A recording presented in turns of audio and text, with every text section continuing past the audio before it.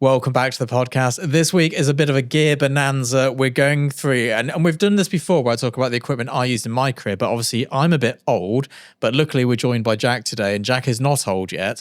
So he's going to talk about modern day equipment, because me going, oh yes, I started out on a Canon 50D and then moved to a 5D Mark I, doesn't really have any modern day resemblance or use. And it doesn't work. Maybe a paperweight. Yeah, pretty much. I mean, it doesn't change the fact that the camera's still good enough today, but there's better options out there. Definitely. Like, there's definitely more usable, more user-friendly. There's more to be had out there. So Jack's been doing photography professionally for 1 year. He's with Agent at Large. He shoots for big brands like Nike and Lidl and other ones that I can't remember, but he shoots for big brands. He's in his first year as a pro photographer. And what I want to know, first of all, we'll dive straight into it. What camera are you currently shooting on? I currently shoot on a Nikon Z8. And that's the equivalent of a Canon R5? Yeah, whatever the one without the battery grip is. Yeah, it's not the R5 sporty one, or it's the R6. one beneath it, isn't it? Yeah. Where you get the good sensor still, but less build. Same sensor.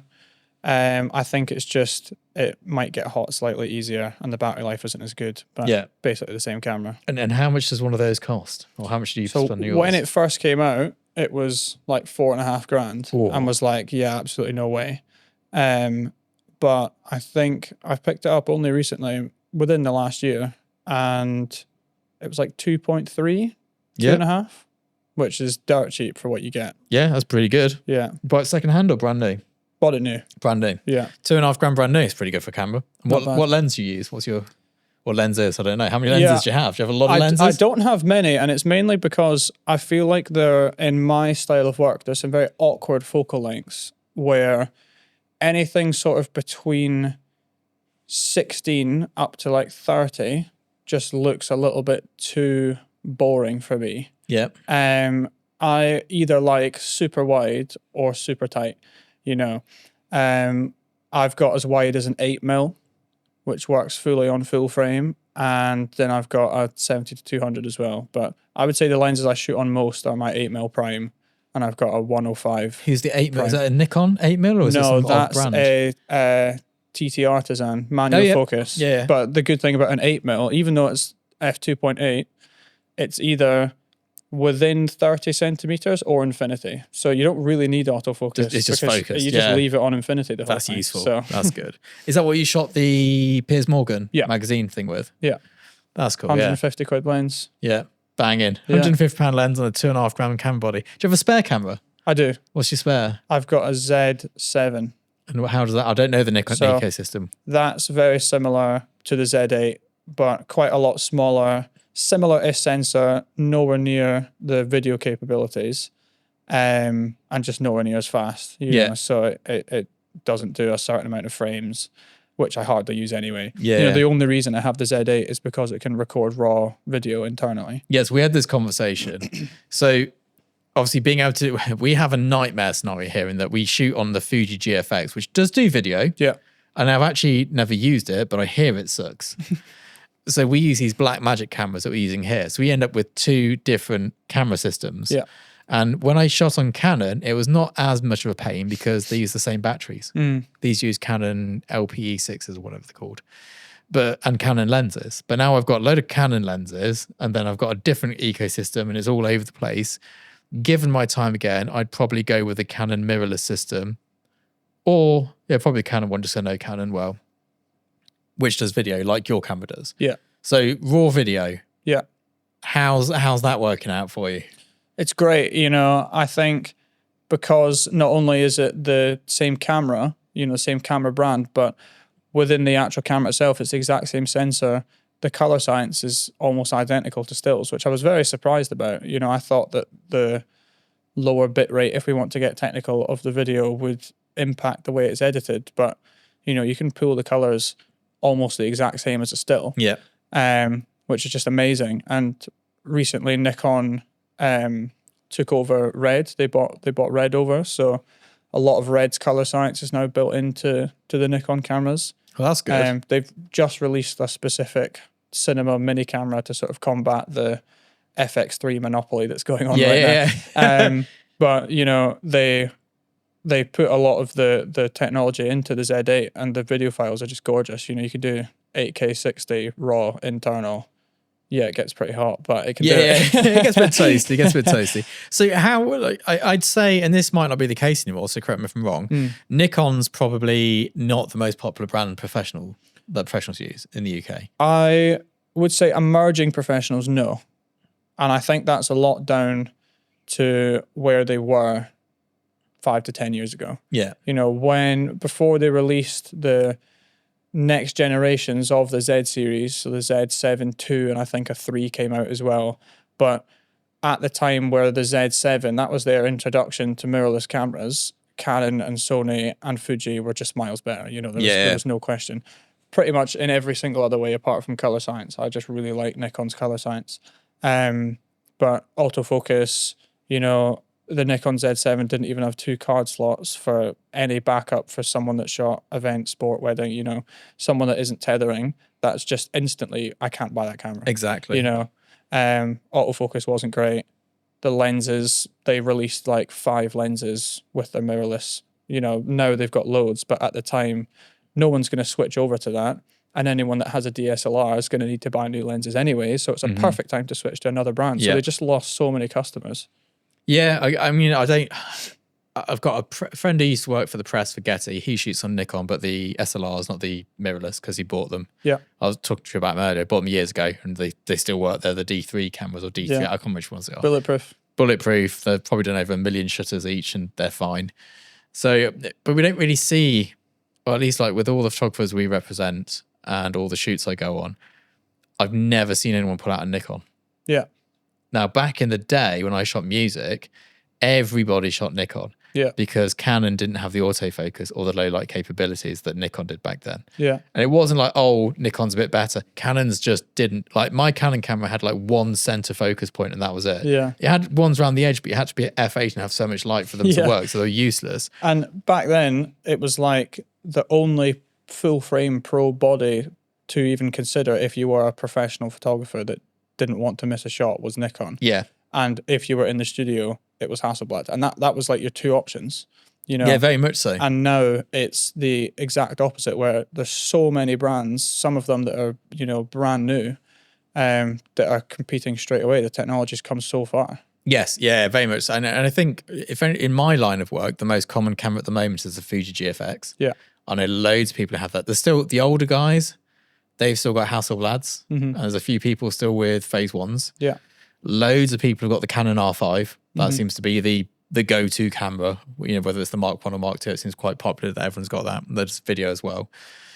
But yeah, we don't see. I mean, the reason I went for Canon was simply because I went, what have all my friends got?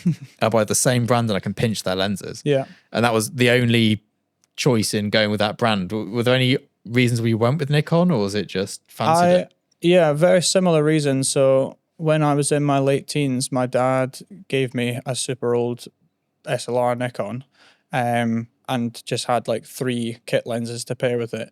You know, good enough to get me off shooting on my phone, which is what I was doing at the time. But I sort of didn't have much money when I spent basically all the money I had to get as many lenses as I could for this Nikon. So I felt so invested, even though at the time I look back and think, you know, you could have jumped ship pretty easily. But at the time, it was like pocket money I was spending on this stuff, you know. So when I moved to the Z7, it was like when I was thinking about should I jump ship, I just felt like I'd invested so much, probably like 600 quid. Yeah. In hindsight, yeah. But yeah, then the Z7 came out and I didn't really need the fast autofocus. You know, most of my work is super constructed anyway. I just really loved the color science, felt like I was invested, and went for the Z7 just because of the lenses I had. I think the color science is an important one. I was like, oh, it's a raw file. It doesn't matter. It does matter. The reason I like using the Black Magics and haven't changed those is because I can grade them in seconds. Yeah. So I'm like, if I do this, I know exactly what's going to happen. Exactly. Pull out some different camera and it's like, oh, that's not what I thought was going to happen. Yeah. It just doesn't respond how you think it would. Same when I moved to Fuji. It took me like 6 months to get the hang of grading it. It's not that you couldn't grade it. It's just that with a Canon file, I was so quick because I'd spent 15 years grading Canon files. Yeah. And it was just like, well, I know exactly what to do with this. Yeah. This is how we'll expose it. This is how we'll edit it. And it all comes together nicely. Are there any plans to like change camera system, change camera brand, upgrade in the future? Or was it not really of any use? I don't think so for stills, but I think probably for video. Yeah. You know, even though it shoots raw internally, the files are gorgeous. It's purely just the extra capabilities that cinema cameras can do, you know, built-in NDs, being able to record externally, things like that. If I wanted to record externally on my Z8, I'd need to put an HDMI port into a recorder that sits on top of my camera, blah, blah, blah, you know, not just onto an SSD like you can with everyone else. Yeah, these are great for that. Like you plug in an SSD on the sort of top. Sometimes we don't even offload the data, just edit off the drive. Yeah. Annoyingly with this, we're doing podcasts. We've got 3 of them, so we have to offload it. But if it's just a YouTube video, I just plug the drive in and edit straight off it and then delete it. Doesn't get easier than that. Yeah, it's good having the extra. And I think it's got built-in ND filters, dual XLR slots, and Brilliant. All that sort of good stuff. Yeah. Video is definitely. I don't think stills cameras are that much better or worse, depending whether you upgrade to the next model or not. Yeah, but video I would cameras agree. I think it is very heavily dependent on what you do, but for things like what me and you do, where the subject isn't usually moving too much, you know, like I could build the exact same portfolio I do right now on a 5D Mark II. Yeah. And it would look exactly the same. Yeah, I don't think. I mean, I've got images from a 5D Mark I on my website. No one would know. Yeah. It's they look as good as the GFX ones like WebRes. Yeah. And I think that there's a lot of time and money to be wasted on kit. Mostly time, I'd say. I think you spend a lot of time. Depends how much of a nerd you are, but I nerd out on kit quite a lot. Yeah, I'm definitely guilty of going down and like doing loads of research, and then I look at it from a business point of view. You go, if I spend 25 grand on this digital back, how much more money will I make? None. Yeah. Right. Don't buy it. Like that, it comes down to that. So when you're shooting, what lights are you using? Obviously, your work's mostly lit, isn't it? Yeah.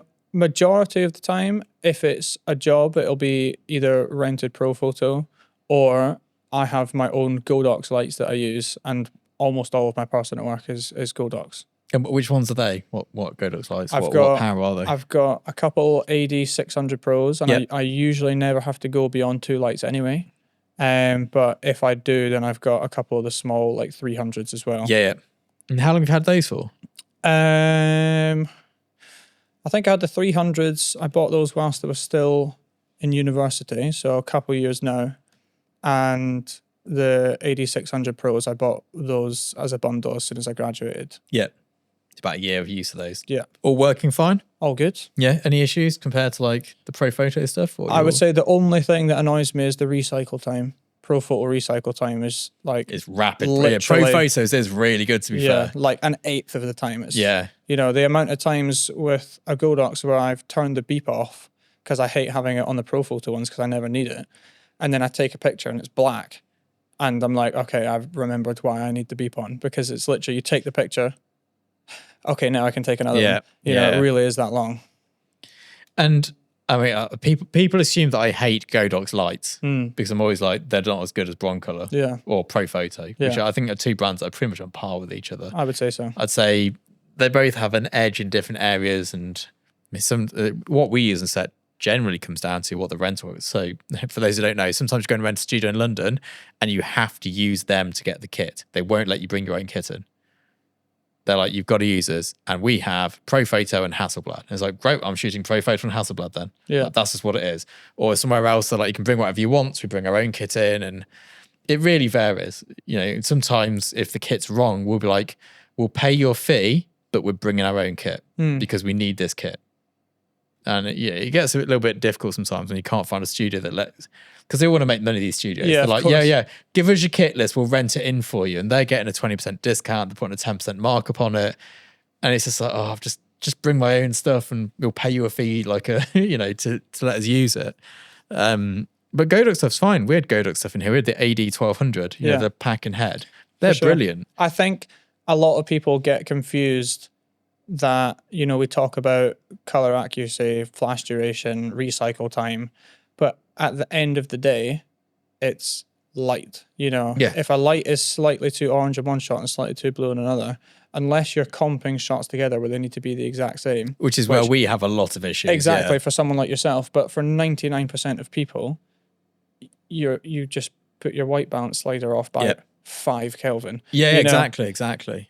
We shot the Aquaform advert, and I shot that on a 5D Mark II with a 2470 Mark I and a Godox AD600 because I was going to a party afterwards. Were you at that party?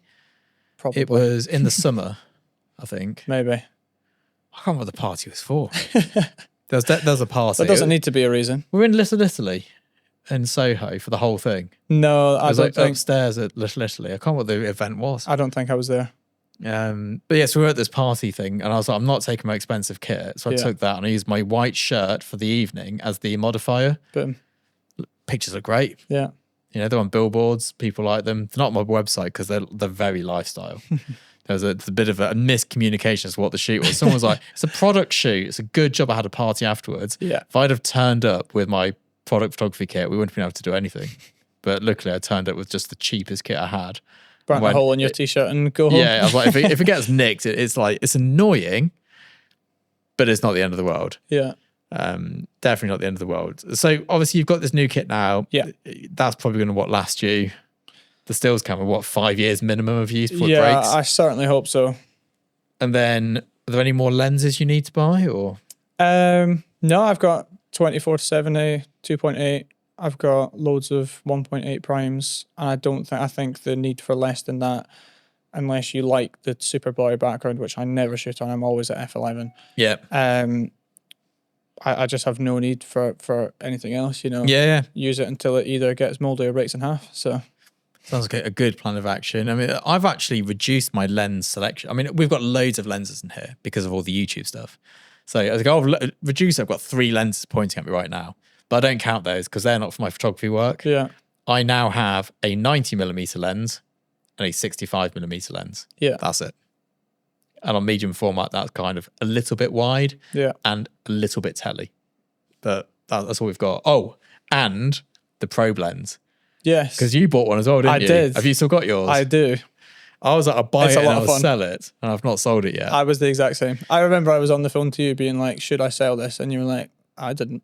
Yeah, So- well, this is the 4th time I've purchased the probe lens. Yeah. I always buy it and it sits gathering dust and go, oh, sell it, get rid of it. And then a shoot comes in, I'm like, should I that you can't always rent them. No. They're There's not- so hard to get your hands on it. Yeah. Even when I ordered mine, I ordered the last one from the website. You know, I wouldn't have been able to find one. I got super lucky. And that was for a job that was in 3 weeks' time. Like, if I didn't get that, I would have been in turmoil, you know? Yeah. It's and again, one of the disadvantages of being up in Edinburgh, what you like if you're in London, you just put a shout out on Instagram going, who's got a probe lens nearby? Yeah. And you go and collect it You've from got someone. 10 messages. Yeah. I mean, I was outside the studio. I went to deliver some kit and I turned up and the lift was broken. And I was like, oh, good God. I'd got like my Subaru seats were down and it was to the ceiling with kit. Got like 4 broncolor packs, 8 heads, cameras, technical cameras, cases of grip. Yeah. And I was going to have to go up and down, leave all this kit in the car. I was going to get nicked or, you know. I just put a quick message on Instagram. Anyone free Northwest London to help me for half an hour? People just started showing up. Brilliant. And I was like, and someone came and bought me a coffee as well. I was like, this is great. Try and do Should that do in this Leicester. every day. Yeah, I know. It's like, is anyone near a coffee shop who fancies buying? But like, it's so easy in London. You need an extra assistant. You just put a shout out, need an assistant today, who can get here within 30 minutes. Yeah. There'll be literally 20 responses. I'll be there. Yeah. Whereas we did a shoot in Southampton, we needed extra assistance. It took us a day to get anyone in Yeah. because there's just no one there. And that's what I found from doing so much work in London recently is the people you meet, you know, are so much more active on social media than they are in Scotland. They're so much busier than they are in Scotland. They're so much more in the mindset of, you know, that like hustle mindset where, like you say, just helping someone out could lead to something. You know, it's like, Everyone's so nice. yeah. Like, I've been on a shoot before and I've phoned another photographer up who works in the same niche as me. We definitely go up against each other in jobs. I'm like, doing this shot, got this bit of kit, ain't working. What am I doing wrong? They're like, oh, you have to change this, this, and this to make it work. I'm like, nice one, thank you very much. And they'll get on a video call with you. You show them the kit. I just can't get it to work. They're like, oh, I can see what it is. Just change this. And Everyone's so friendly. Whereas Yeah. I'd say in Leicester, photographers are not so friendly. Yeah, I think it's funny because I definitely agree in terms of other creatives are much more willing to help out in London versus Scotland. Yeah. But then the general public are so kind in Scotland versus Yeah, they're all horrible in London. Yeah. So I could be there at the bottom of stairs like a 70-kilogram bag. No one's going to help me. yeah, no, I catch Like- myself saying hi to everyone in London and they look Yeah, at they me. don't like that. They look They at me don't- like I'm a weirdo. So I'm just trying to be nice. Yeah, I mean, there's some parts of London where you can be like that and you can be a bit more chipper, but yeah, you can be in the right little villages and... Yeah, central London. I'm like saying thank you to people that are holding the door and then they're like, oh, Yeah, shut up. So lighting wise, will you be upgrading your lights or are you going to stick with those and just rent when you need potentially, better? Video lights. I've got a couple Aperture 600Ds. That's what I use. They're brilliant. Yeah, Like a so- grand a pop. Yeah, Like, they're brilliant. unbelievable. So video lights, I'm not going to touch them because there's no reason for me to have more power than 600 watts. Yeah. Like I would need a super specific job to change those. But in terms of my stills flash, I have looked at Pro Photo just because there's so many shots where I'm in the studio, the Godox are at full capacity, so the recycle time's like 2 seconds, and you're trying to get someone in the middle of cycling. Yeah. They're doing a little 2 meter front and back on a bike, and you can get one shot each time rather than just, it would be so unbelievably helpful. But, like you always say, is it going to make me more money? No, it's just going to save some annoyance. And am I going to spend $4,000 a head for annoyance? No, but you could probably, like, for what you do, is buy something secondhand from like the early 2000s. Because the joys of Broncolor and Pro Photo kit is it don't break. Yeah. Like it just keeps. I just picked up 2 Broncolor packs and picking them up on Thursday, next to nothing. Like in the grand, like they're 10 grand brand new. We got them for a lot less than that. Yeah. And they're not the best. They're old. They're used, but they're still better than the best Godox.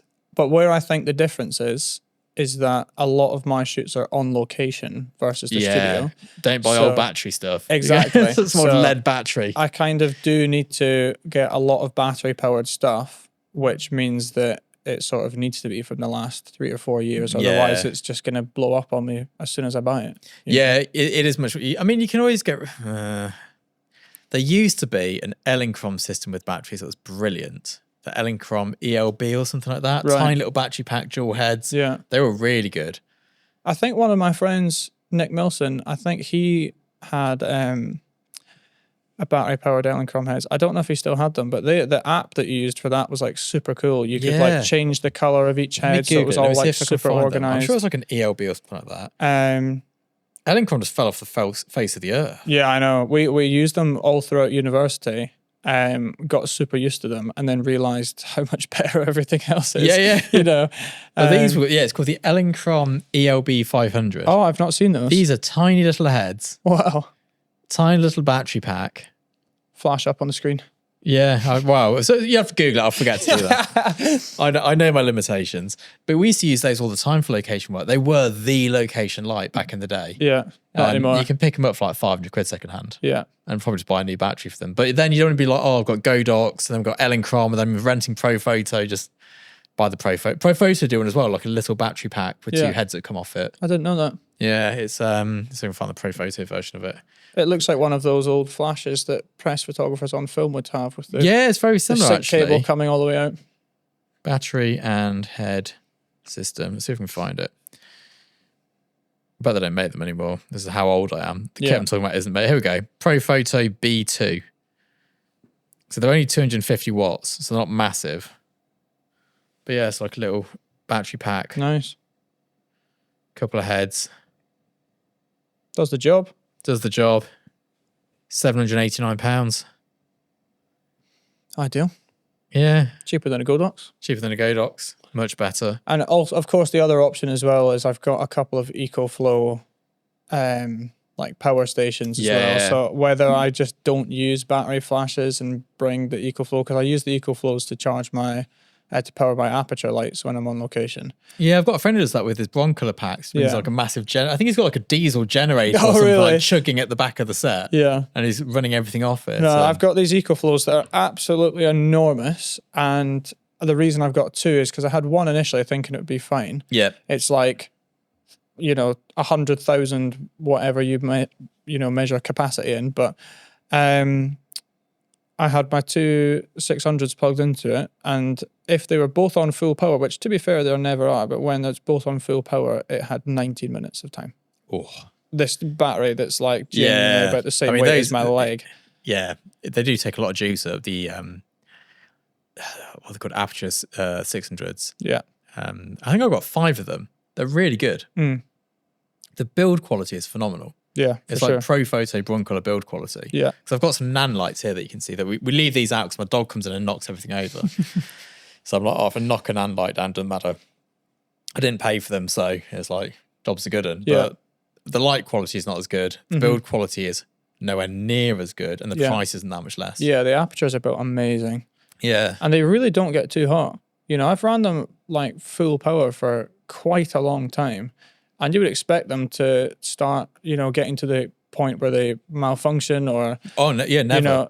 You could actually just leave one on for a week. I think it would be okay, honestly. Oh, yeah, absolutely. I mean, the light in the background's got an aperture in it, and that big power thing back there, that just runs all the time. That's just your house light. Studio. Yeah, pretty much. So it's on like 8 hours a day. Yeah. I'm sure it'll die eventually, but I think we got those for free as well, to be fair, though. So Lucky I think when I get it for free, I don't worry so much about breaking Start pawning them off to me instead, mate. Come on.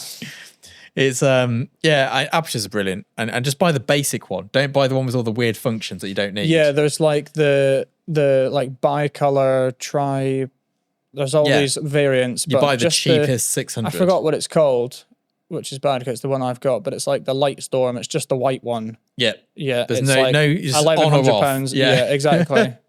Yeah, brilliant. Really good bit of kit. So before you had because a £2,500 camera is not cheap for a lot of people. No. It's not an easily. When I started, it definitely wasn't something I could afford. My first camera cost £500-ish, I think. No, my first camera cost £200. Yeah. But my first proper digital one was £500. Yeah. And then I bought a second-hand 5D Mark II for £1,200, and it was the most money I'd spent on anything ever. Yeah. What were you shooting on before this? As you were. So when I was in my late teens, that camera that my dad gave me that we were talking about was a D7000. Yep. And I had that all the way through most of university. And I had the Z8 for the Z7 for a very short spell before I got the Z8. So I would still say to this day, 30%, maybe 25% of that portfolio is actually the D7000. Yep. Which was a crop sensor. I think when I sold it to MPB, I think they gave me like 160 quid for it. Yeah. So that's the type of money we're talking for this camera. The lenses, they gave me like 20 quid each. They were all, f6.3 to f8 minimum. Yeah, variable apertures. Yeah. 30 to 300 zoom lens. So when I spoke to you, the work I saw was shot on that camera, wasn't it? A crop sensor. By then, it was probably 50-50 between that and the Z7. I definitely didn't notice any image quality differences on the website. No, you wouldn't, especially when a lot of my stuff is just super saturated anyway. I'm not going for detail, I'm going for humor. Maybe you could tell if it was this macro shot of some sand. But apart from that, you're not going to notice much difference between them. No, I think a lot of it comes down to, one thing I would recommend is with the camera you choose to buy is if you want to be a commercial photographer, make sure that rental houses stock it. Yeah. Because say you've got a massive shoot on next week, you want to shoot on your camera, which I already can't remember the name for it, but you want to shoot on the camera. Z8. And you need a backup that's identical. Yeah. Full well there's a rental house in London you can rent a Z8 from. 100%. What you don't want to do is go and buy some obscure thing because it does something cool that you like, and then you're like, I've got to buy 3 of these now because there isn't a rental house. And that's the biggest reason. A lot of people, when I got the Z8, were asking why I didn't get, there's a Z6, all the names are so confusing, but there's a Z6 Mark III, which can also do the same video, blah, blah, blah. Much lower quality sensor, a little bit smaller, probably lighter and easier to use with very similar capabilities, but it's just not as widely available in rental houses. It's also not built as well. This is not a camera that's designed for professional use. Don't get me wrong, it's a fantastic camera, but when everything's on the line and something, this camera could blow up and I need to get a new one in 5 hours time or the whole shoot's done. Like I can't be taking a risk when the camera jump up is like another £800. Exactly. And I think, so before I forget, the cheapest camera you can buy today that is stocked by rental houses is the 5DS by Canon. Probably. They are still stocked in every rental house, and it is the lowest quality, cheapest camera you can. If you go and buy one of those today for like £800, £900, you go on set, you can rent 2 of them. You can have spares and backups. Yeah. And that's the cheapest one you can still do. And I don't think it will ever leave rental houses because some people have to have an SLR for various reasons. Mm-hmm. And it is the highest resolution SLR made. And it was the most popular of them all. So I think that'll always be there. And also the glass that goes with it is used in a lot of video cameras. Mm-hmm. So those lenses will always be there. So in terms of like, if you want to get the cheapest possible camera, go and buy a Canon 5DSR because you can still get it in rental houses. Yeah. And I always think a good test of how good kit is do rental houses stock it. So the Aperture video lights, they're in rental houses. The Nan lights, these ones here, the budget ones, they're not. They'd fall apart because when it's like getting a holiday car. When you get kit from a rental house, no one's nice to it. Yeah. And when I'm on set and I've got all my lovely broncolor kit there, and I'm just watching assistants, they're like, oh, swingers ahead, and someone just slides it across the floor, a concrete floor. I'm just like, oh, that's I was like, guys, that's actually my kit. Yeah. It's not rental house kit. And you get rental house kit, you plug it in, you put it on full power, and just go bang, bang, bang, bang, bang. You don't worry about blowing a ball because it's not your stuff. Same with cameras, you don't worry about them getting wet because it's not your camera. Yeah. Like, who cares? So I think it's a good like litmus test. Like if a rental house stocks the kit, it's definitely up to grade. Yeah. It's definitely strong enough, robust enough, and well built enough to actually manage a pro life rather than, these Black Magics are probably the anomaly. You can get these in rental houses, but they're a bit temperamental. Yeah. They're definitely not built well. They're the cheapest possible way you can get into video. Yeah. But that doesn't mean that they're not great. No, absolutely. The image quality is fantastic. There's just drawbacks. They're just not built very well. Yeah. They break. They break a lot. That's why I've got 3 of them in here. So yeah, and that's why Godox isn't stocked because it can't be repaired. Most rental houses do their own repairs and they need to be able to take it apart, fix it, repair it, put the new piece in and then send it out again. I don't believe you can get parts for Godox lights still. I've never broke one, but no, I'll let you know when I do. Whenever we've broken them in the past and sent them for repair, they just send you a new one. Wow. They're like, here's a new light. I'm like, thanks. I guess that one's in the landfill then, is it? Great for the environment, but there we go. So you started shooting with pretty humble kit in the grand scheme of things. And I think, that's what people always go, oh, you've got all this kit now though. It's like, yeah, but that's not how I got to where I am. It's like everyone's like, oh, you got all the broncolor lighting, you got a Cambo technical camera, medium format back. It's easy for you to say kit doesn't matter. You've got it all. And it's like, yeah, but to get to the point where I made the money to buy it all, I did it with a 5D Mark II and a mid-level Canon lens. It wasn't even like they call it I think it's a Red L series on Canon. It wasn't even that. It was just like the budget version.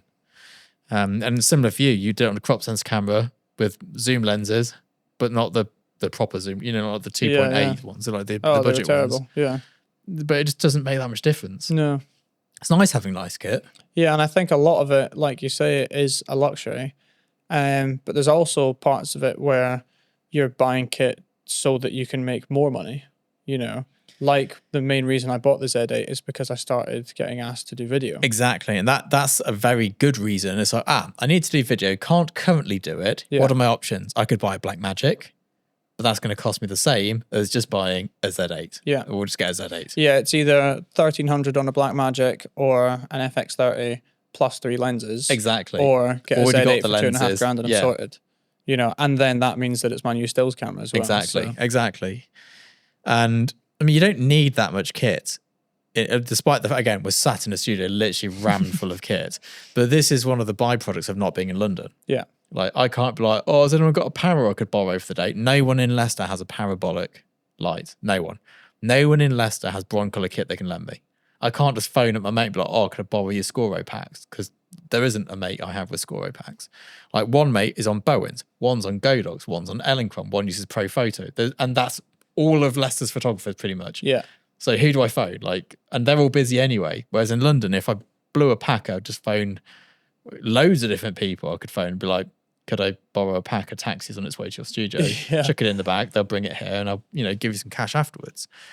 And I think having enough kit to get because you're still doing the small jobs as well. Yeah.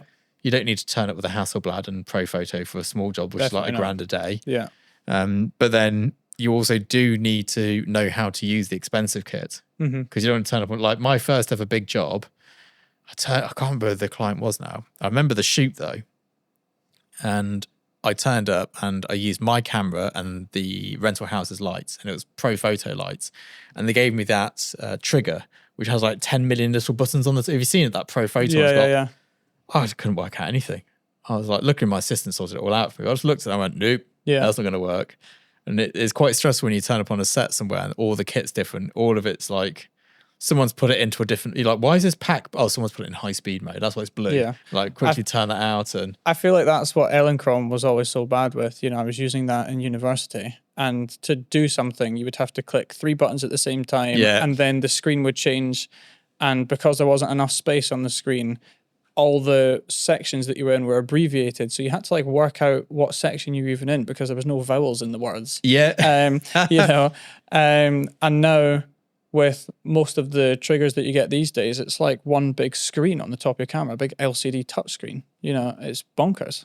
And I mean, personally, I moved all the way back to Pocket Wizards with no options at all apart from flash fires. Yeah. Because every time we turned to a different studio, they had a different trigger. Even with Pro Photos, like 7 Pro Photo triggers. Yeah. You don't know which one you're getting. But I saw my assistant on a job recently. And they've got all these broncolor packs lined up. Yeah. I was all plugged in. I was like, what are you doing? He's like, factory resetting everything. And I was like, oh, I didn't realize you did that. I was like, we do it on every job, Scott. Because somebody has always done something somewhere at the rental house and you don't know what it is. So we factory reset everything. They reset the cameras and everything and set them up from scratch just so they know there's not some weird like mode that's been set up, or I don't know, who knows what people do to them. Yeah, I feel like it's the same with camera bodies as well. Like if you're going to change settings in your camera body, you, one, better know how to change them back. Yeah. And 2, you need to know how to work with them. If you break a body and you get something rented in, it's going to be fresh, so you need to know how to change the settings you absolutely need in 10 minutes time. Yeah. Always check you're recording raw files. Like, because sometimes when the factory resets, it's JPEG only. Yeah. Canon goes to JPEG only. Wow. You've got to remember to turn raw files on, otherwise you're in real trouble. There's definitely a lot of those little things that catch you out when you're working with rental kit, where it's like, and that's why I like using my own kit. But then, this year I spent half my life driving back and forth to London with a car rammed full of kit. Yeah. Can't even get out of the service station to go for a wee. No. You've got like 250 grand's worth of kit in the boot of a car. And it's like, well, that's getting nicked, obviously. Yeah. I started like hanging blankets up in the windows of my car, but that just makes it seem even more suspicious. Yeah, I'd put a plank of wood between the 2 seats at the front to stop stuff sliding forwards, because there's no like bulkhead parcel shelf in it. Obviously, an ordinary car like a van would have. So I nearly done my LCD screen in. I had to emergency brake with a colorama in between my seats. And it came crashing through into my dashboard. Oh, I saw someone driving with C stands though, with the light stands all fake. I was like, they're like javelins if you crash. Yeah. Like, we never travel with light stands. We always rent light stands. If nothing else, we like, what is it, 80 quid for a trolley of light stands? I always, when I do travel with light stands, I have a ski hatch in between my 2 back seats, and I always leave the feet of the stands on rather than take them off, because then it literally can't move. That's good, isn't it? And that was learnt from not doing that. Yeah, so having a C-stand go through your center console. Yeah, pretty much. Yeah. It's interesting though that, the kit's just not changed that much. The fact that you were, graduating a year ago and using kit that was still, I mean, people would have said when I was working back in 2008 that camera wasn't good enough. Yeah. And then in 2025, 2024, you were still shooting on a camera that people nearly 20 years prior to that going, oh, it's not up to scratch, it's not good enough, can't do professional work with this. The day that camera came out, it was a consumer camera. It was never a pro camera. And, like I say, there's still loads of images shot with it that I use today that gets me booked for Nike Liddell. Yeah, absolutely. Got me signed with you guys. Yeah, did we ever ask what kit you used? I think we did when I first came on board and I did that video with Emily. But not in touched the on it. signing pro. We weren't like, oh, what kit No, you're of course using. not, Like, no. I don't think it's a conversation we ever have with anyone, unless actually there is a time we ask people what kit they use, and that's if they're doing certain types of video work. Okay. It's like, do you own a Phantom? Yeah. Do you have your own robots? Yeah. Or where like we want to understand the logistics from a business point of view, in terms of like what we need to do to support them. Yeah, but it's not like not you're for trying to stills find out photographers. if they're shooting with Nikon or not so that you can not sign them. No, You know. but on the flip side, if somebody literally owns the robots and the Phantom, we're more likely to sign them. Yeah, if for their sure. work's good than if they don't own them, because it's like there's a great business model to be had there. You'll probably see a robot appear in my studio in the next year. They're quite expensive though. Those bulk robots, Yeah, I can't even they're imagine. hundreds of thousands of pounds. Damn. Yeah, But stick a seat to them and it'll be quite fun, says Barry. yeah. You seen Barry flying around on his? So good. Yeah, I was on the phone to him yesterday about trying to organise some fun activities together. Maybe we'll have to have a bit of a meetup in Manchester. Let's do it. We'll see if we can sort that out. I don't know, but yeah, I think it's probably a good point. Do you have anything else to add on kit that I've missed? Don't think so. Covered everything. I think we've covered everything. Yeah. We'll leave it there. I'll see you later. Awesome. Right, let me stop all this before I fuck it.